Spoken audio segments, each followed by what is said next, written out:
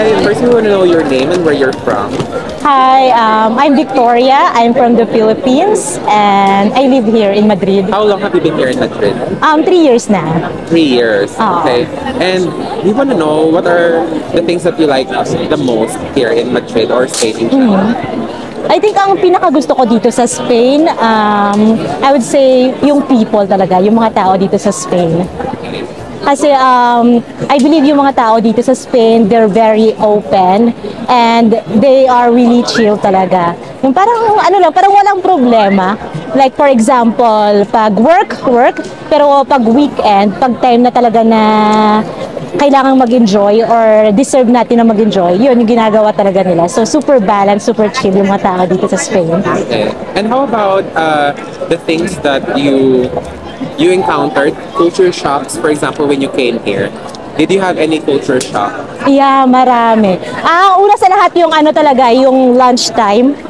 Kasi dati yung, di ba sa Pilipinas kumakain tayo 11 or 12. Pero dito nagulat ako na alas 3 pala, alas 4 ng hapon, gutom na tayo ng ganong oras, merienda time sa Pilipinas, no?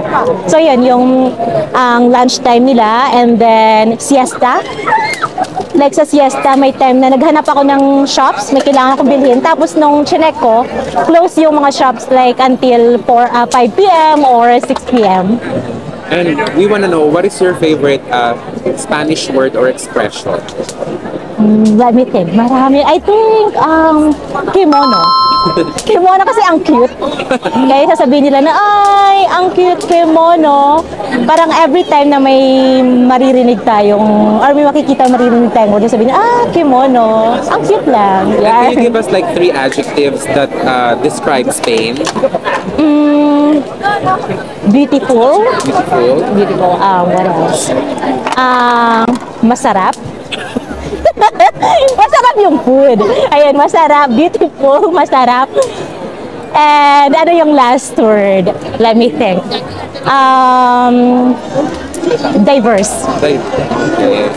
Thank you so much for your time. Thank you.